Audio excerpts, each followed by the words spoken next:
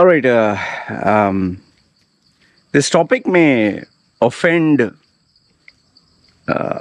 some of our very hardcore nationalistic Indians, but it's all done with good intentions, not the offending part, but rather the sharing of this video. So have a listen to it first and then decide if I'm right or wrong. Okay, and put down your comments and thoughts below. Now, being an Indian, there are certain Indianisms, as you can call it, certain Indian mannerisms or behaviors or patterns Indians have. Okay, and like I'll give you a few examples. Like when you go to a restaurant, you see Indian tourists go to a restaurant, they'll always talk very loudly. They'll talk and, hey, waiter, waiter, like this. They'll do. You'll say, Loy, that's not everyone. My dear, majority of the population. Okay, then, yes, sir, yes, sir. Have you ever? Yes, sir, no, sir. Okay, sir. Okay. Ji, sir. Sir. Okay. Head moves, So, those are Indianisms. Then, okay, this might be, even I'm using, okay. This might be more on the, like, light, humorous bits. Like if I say the food is it has a strong garlic, ginger, curry presence. Because that is how we are. It's like Italians have pasta and pizza. Americans have the American breakfast, cereals and fast foods and the junk. So, Thai people have their soups and rice and all that. So Indians have curry and, ginger, garlic and the strong pungent smell. And the Indian style of eating is with his fingers and, using your hands. If you speak to someone in British, say UK or all that, they use fork and knife. In fact, I find it very funny when I see white tourists from the West going to an Indian, restaurant. They'll order naan and they're trying to cut the naan with the fork and knife. So stupid. I mean, ridiculous. I'm not saying it's wrong. I'm just saying these are Indianism or Indianish mannerisms. But then obviously there are serious ones. Serious ones are like, the blind addiction to a political party or to a religious belief. Like some of them actually believe you drink the cow's urine, it'll heal COVID. Nationalistic pride comes, they spoke against Gautam Adani, they're anti-national. Or then they take even religion to the extreme where whatever their religious leaders or political leaders say, okay, beef is, cow is our mother. Anyone who indulges in beef business, kill them, beat them or some. I'm not saying this is all. And then I think this spills over to when you go work abroad, either people can identify you as a typical Indian, or if you end up working for an Indian owner or employer, he kind of gives you the same treatment even though you're abroad.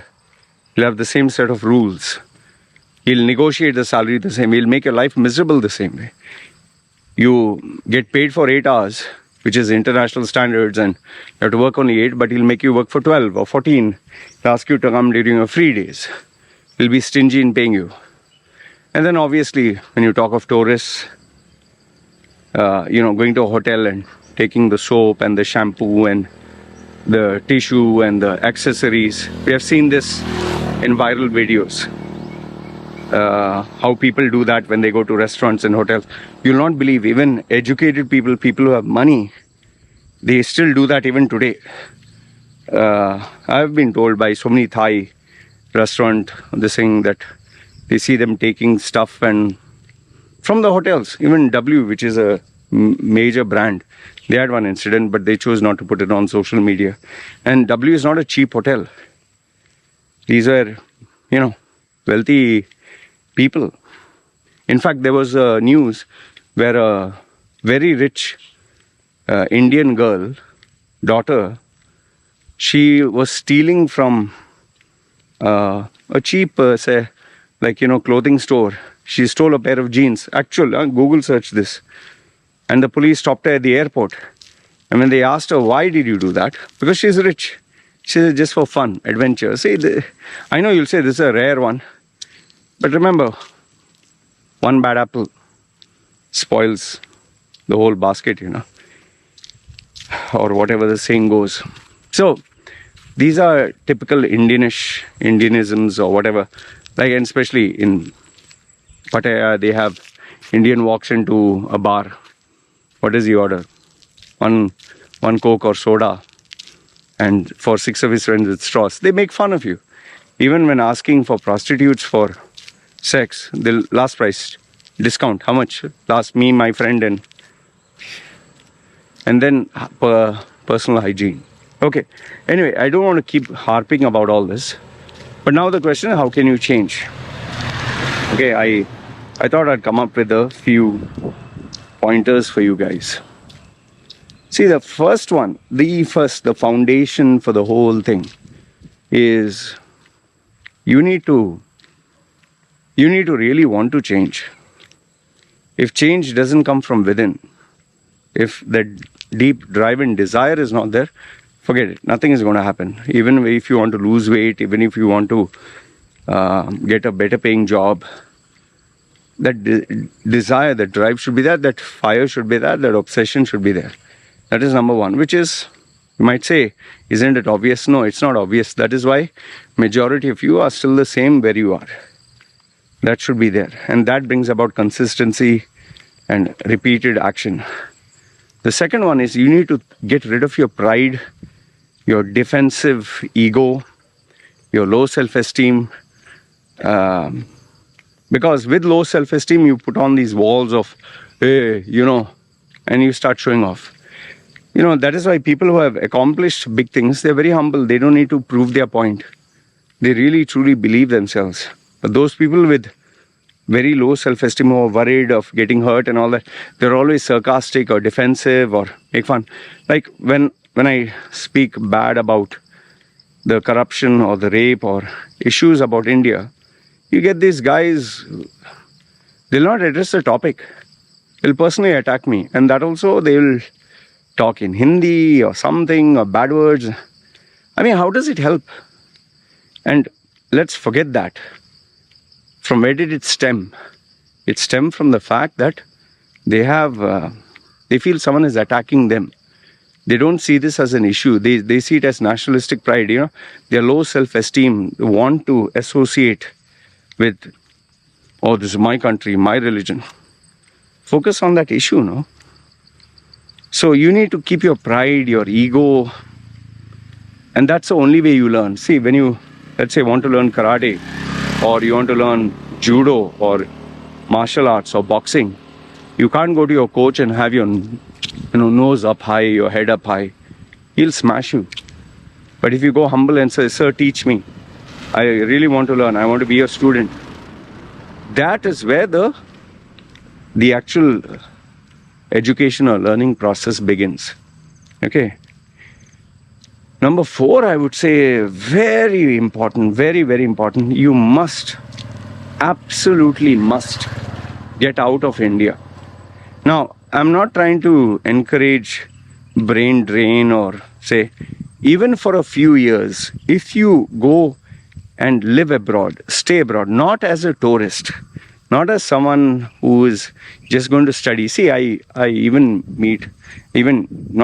chat with college students and people who have gone for tourism. They go for sex tourism, or a college student is just there meeting girls and friends. And that is not the experience of life. When you go and work in a company, stay in a country, experience the culture, experience the people, you will change.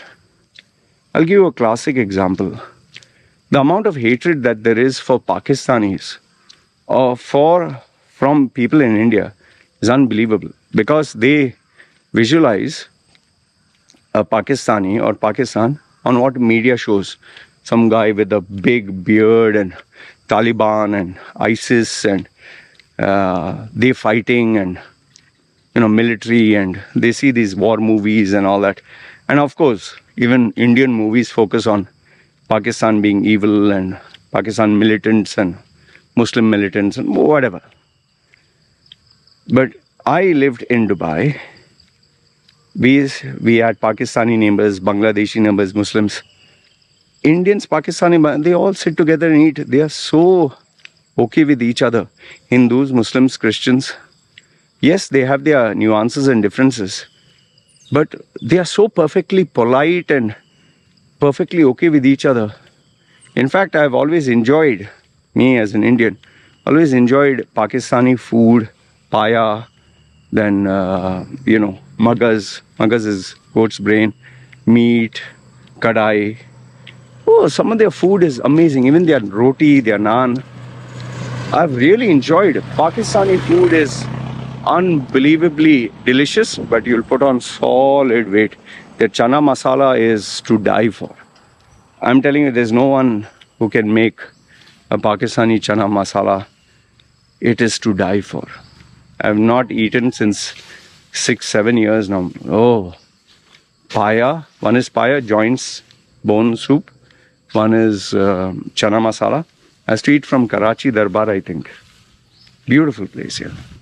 So when you travel now, your horizons expand. And I'm not saying travel as holiday or vacation. Live there, work there, and spend time there. And then, when you detach yourself from your comfort zone and the people that you are, and the culture that you know, and mentality that you are, you grow. I have met so many people who are now residents of Canada or USA or New Zealand, or even people who lived 30, 40 years and then came back to India. They're so different now. They've changed, they've evolved. Because like this, traveling makes your horizons expand, makes you look at the world differently. Otherwise, you live in a big frog in a small well, thinking I'm the giant, or a big dog. Have you seen a dog in a small yard? He thinks I'm dangerous. I'm the king of this area. And he has not met other massive hunting dogs or military dogs. He has not met. My Chihuahua thinks he's the king of his small area. One bite from any of these dogs, he'll die. But my Chihuahua thinks he's big. That's the same problem with most of our Indians. Huh? In fact, I'll give you the next point, which will hit home run, is the sickening philosophies and belief systems of our Indians. Best example, I don't know where was this comment under which video. This guy was commenting about my wife. When I told him that my wife, I said in the video that my wife was married, this is the third marriage.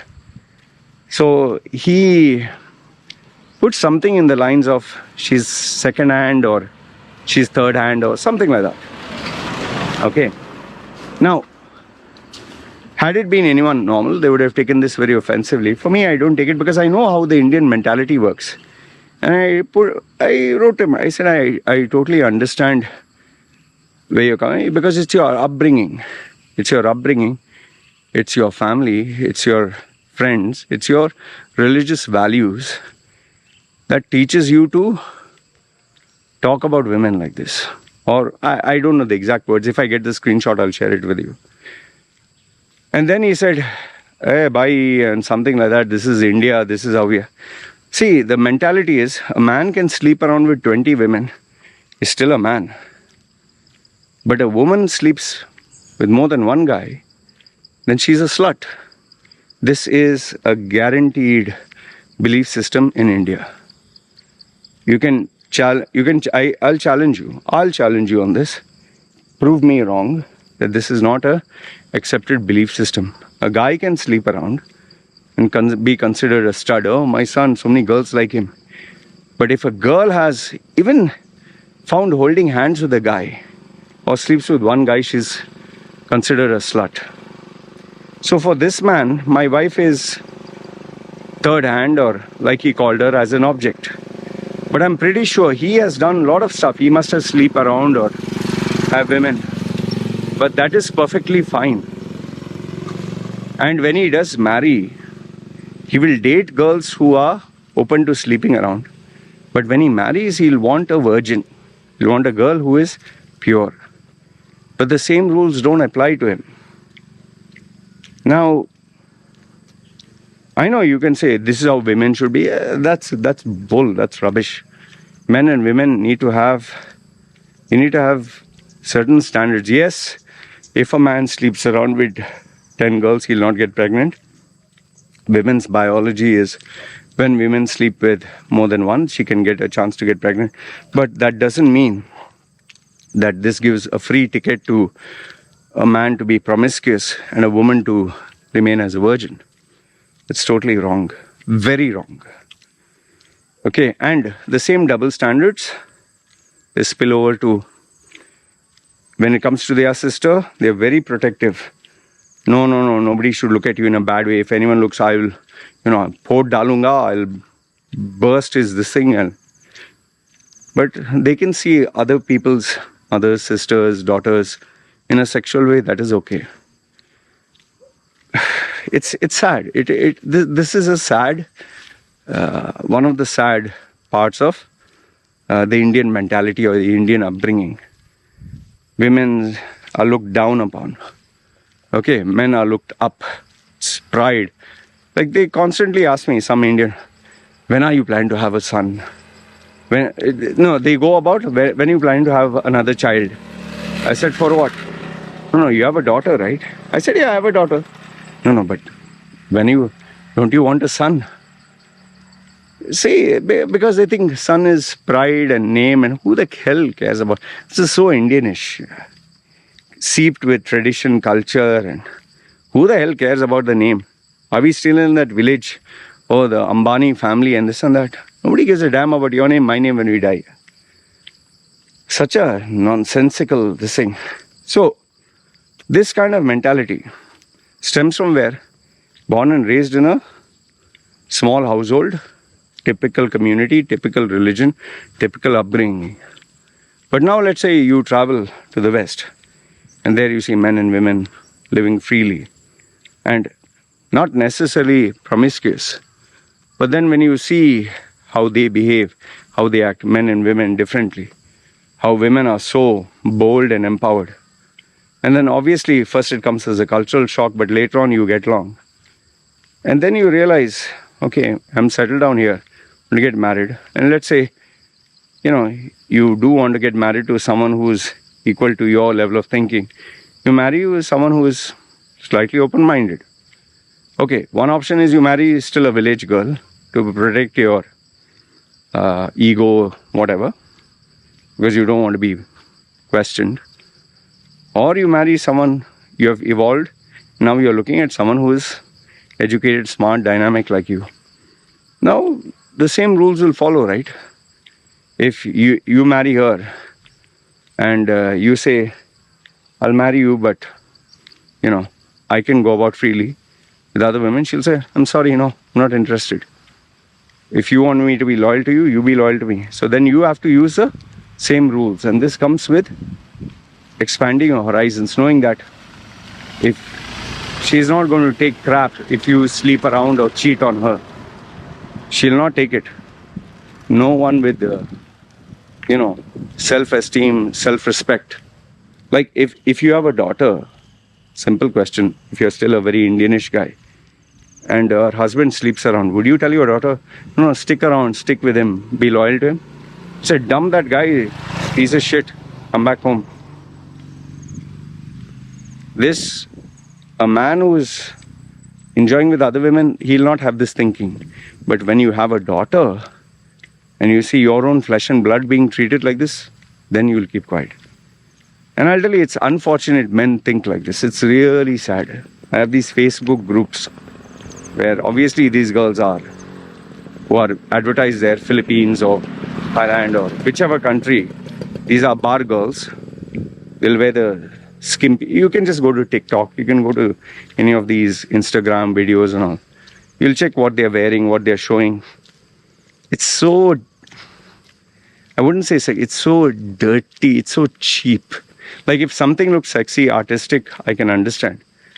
Okay, if it is a movie but you're talking on camera and wobbling and shaking and opening the legs and doing this and do you want to eat me and then it's written on their panties something and you see the comments there because they know they have secret accounts. And some of our Indians, actual profile, I love you, I want to marry you. You can't help it. See, so it is because they are frustrated. They are in that same zone, that area. But if you were to travel, see, meet an Indian who's traveled 20, 30 countries, who has studied abroad. Why do they behave different? Why do they act different? Why do they talk different? It expands your horizons. So it will change your mentality as well. And then I think the other area which an Indian can definitely work upon, I don't know, it's point number 5 or whatever. Learning the art of being true to yourself by showing your actual identity. See, abroad when you go, you can't have a fake password. Your identity can be captured immediately, so you can't fake it. You know, you'll have a central processing unit where everything is interconnected, so people are very careful. So there, you hold yourself accountable to very high standards when you know that, oh, if I do this, this camera can detect my face and find out who I am. In India, maybe it's a little hard, but still possible. But abroad, they will get your name in seconds and they'll catch you. So there, Indians know that fear is there. They behave themselves. And then over the period of time, they learn to respect law and order. So that accountability comes in. And then I think the final point that I can give you is when you learn the art of communication, both written. Hello. Yes. Can you help me, please? My first day here. You're from Russia? Yes, Yeah. Russia. You can ask this man. My neighbor, he's from Russia. 1 minute. I'll just. No, I need Aruni house. Yeah, he will. Sir, sorry. Excuse me. Yeah, you can ask him. Yeah.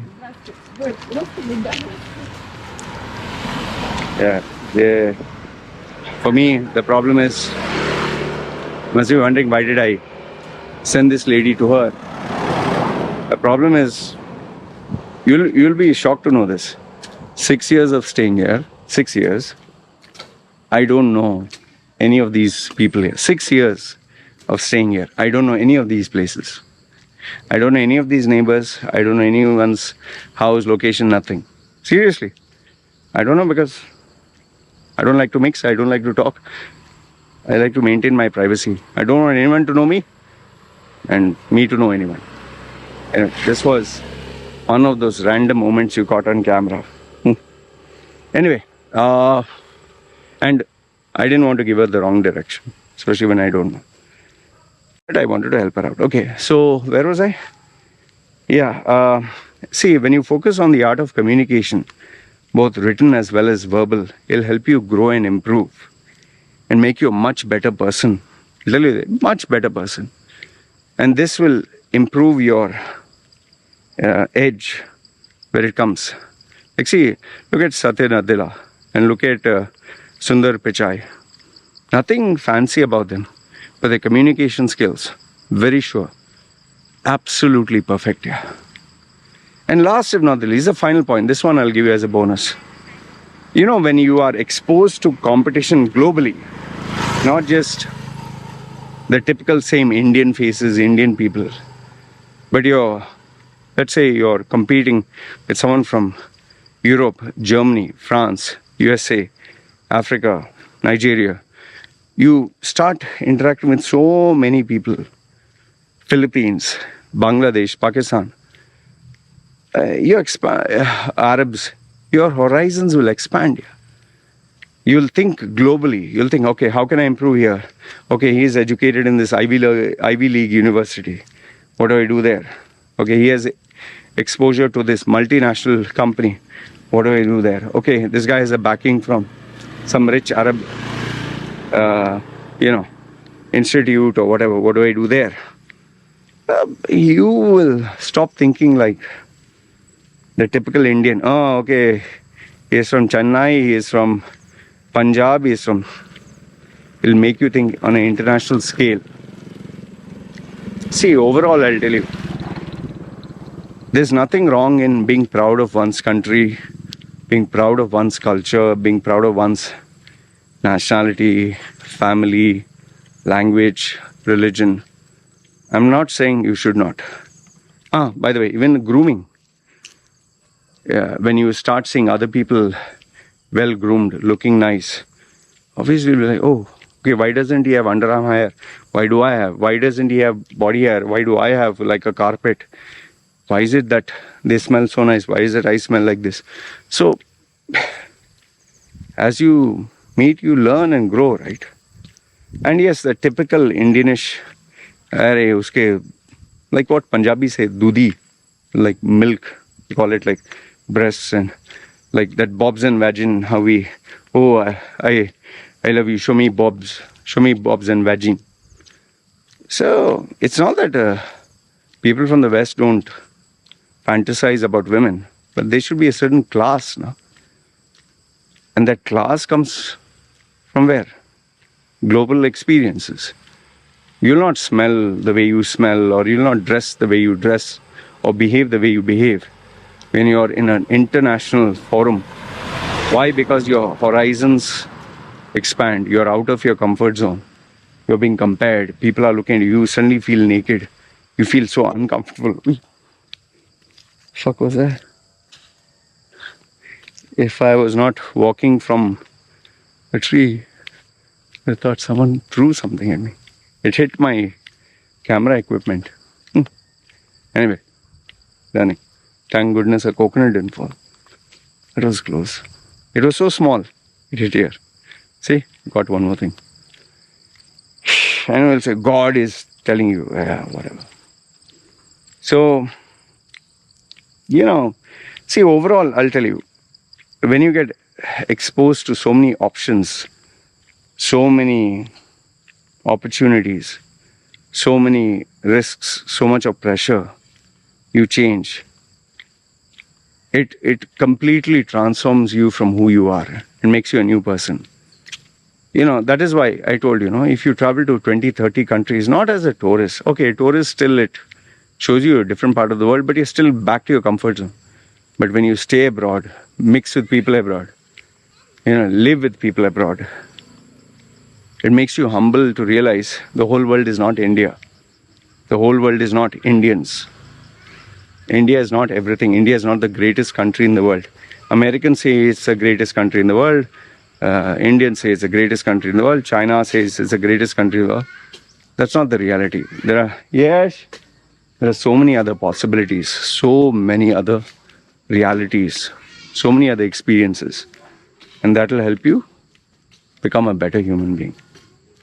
Anyway, I'm saying this out of good intentions. Anne, Papa is calling you. Annie? So, anyway, I'm saying this out of good intentions. You can take it however you like. If you want to agree, you can agree. Want to continue justifying your nationalistic pride and ego, go ahead. But at the end of the day, I can only give you the best, right? Advice. See, Papa, what you want? Go see what Papa wants. Keep it up first. First keep the bag. So anyway, I can only suggest to you, best you decide for yourself. Let me know your thoughts in the comments below. You agree, disagree? Alright? You guys take care. My little one has come from school. Okay. Yeah, I know. Okay. Chal. Okay. Say bye-bye. Say bye-bye. Bye-bye. Okay. Chal. See you guys. Oh, nice. How is it? Okay. Okay, she gets some toy. Okay, chal.